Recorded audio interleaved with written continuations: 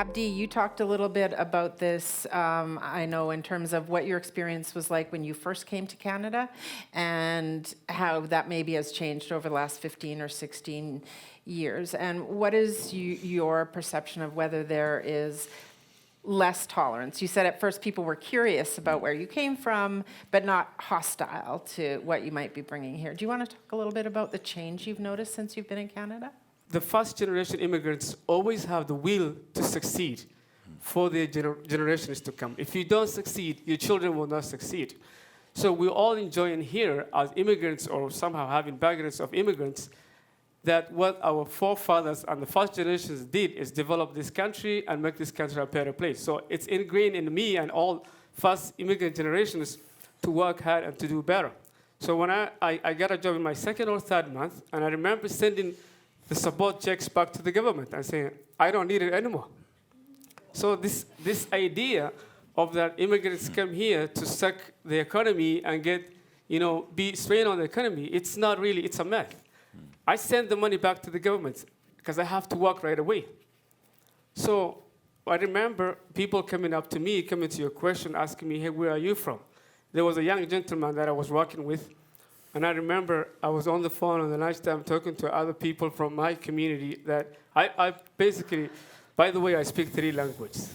Sorry. So I was on the phone, and then he came up to me when we were on the line. He said, hey, what was that you were speaking in the lunchroom? I said, that was a different language. And he said, how many languages do you speak? I said, I speak about 3 fluently, but I can speak even more than that sometimes. And he was like, how do you do that?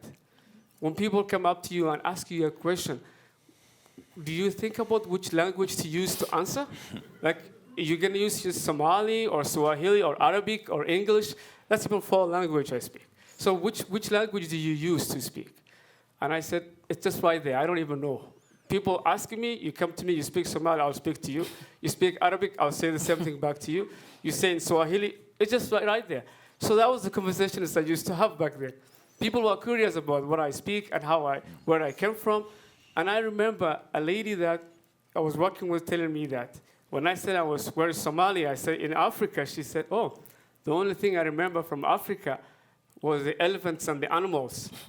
My grandma used to tell me about these beautiful animals there, so I never thought there are people in Africa. That's what she said seriously. So that was the conversation I used to have. Not anymore. These days, it's way different. And I understand that. It's a hot topic. How is it now, Abdi? Now it's more political. People will come up to me and will look at you and give you some, the look that you should go back to your country, where you hear things like that. So it's way different. It's way different. I'm a Canadian citizen. I have been here quite some time. My children, all of them, were born here. As the lady here said, we're still getting that question. Where are you from, my kids? I am from Canada. I was born here in Rtdna. No. Well, where? Where are you from? It's really tough. It's tough. So sometimes it is, as I agree with you, Chris, it's the politics of immigration. It's not the people. People have the same idea. Whether it's our great-great-grandfathers who came here for many of you, the intention was to be a place where they can have a better life, build a life for their families. Still that exists in all of us. We're coming here not to be enemy of this country, to build this better country, to contribute. And to be honest with you, the issue a lot of times is about assimilation. Let's be honest. Assimilation. In this era, we should be talking about assimilation after what happened to the indigenous people, and we try to assimilate people. We should be even talking about it. We should be ashamed of it. It works when people are different, and we appreciate our differences and our multiculturalism, and all we have to do is love each other for that. How do you limit then, as the People's Party of Canada, how do you limit immigration? How do you decide where to take fewer people from? Where to take fewer people from? Well, okay. So there are a few things. We will not solve things, the attitudes, by whether we take less or more. But you would like to take fewer. That's the campaign Quebec of the... also is doing the same thing. They announced already that they are cutting by 20%. Right. So when you do that, where do you decide to take? The argument in Quebec is that if they have fewer numbers of immigrants, they can take better care of the people who are already here, to divert resources towards integration of the immigrants who are already here. Right, but Because, others are saying the immigrants who come here are doing just fine, thanks very much. well, if you have unemployment by 13 to 15% in first generation and 8% more in the second generation, it doesn't sound like fine. If you have people who advanced skills, good education from other countries, and they cannot enter their professions, their human potential is not being utilized. Obviously, they are not doing fine. Now, Chris mentioned that the GDP of a country grows when you have more immigrants. Well, if the immigrants don't work, they cannot be professionals the way they used to. Obviously, they produce less GDP themselves. Granted, you can take. Canada has 37 million people. If you add 37 million immigrants, the GDP will not increase by 100%, will probably increase by 50% because the immigrants are not being utilized. Their potential is not being utilized.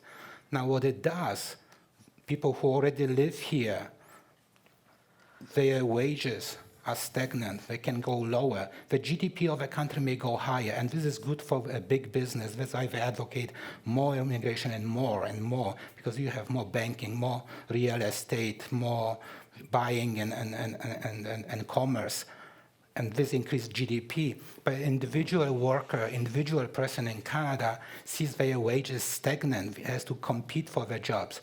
We have to remember where this sentiment questioning immigration comes from.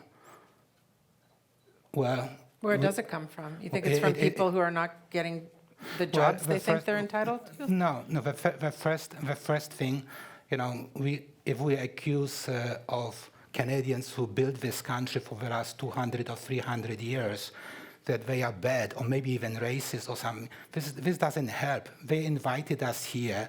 They took us here. You see, there are other countries like Japan. They almost take no immigration. They function perfectly fine. And they have good standard of living.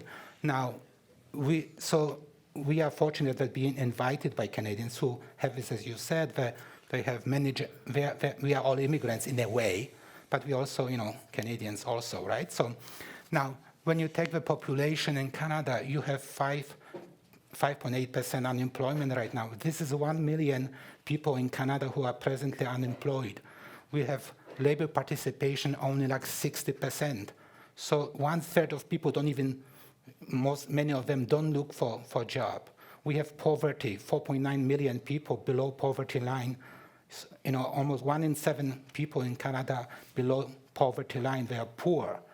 We have a healthcare that is underfunded in a way. There are waiting lists, not enough drugs to be covered. But I'm not sure if the relationship between those issues and immigration has been proven here. Well, what I'm saying, telling the Canadians who live here for generations that they are bad and they are somehow I don't think anyone's saying they're bad. We're just asking in what way. Maybe they have some bad. They were 20 years ago. They were good. Now they are.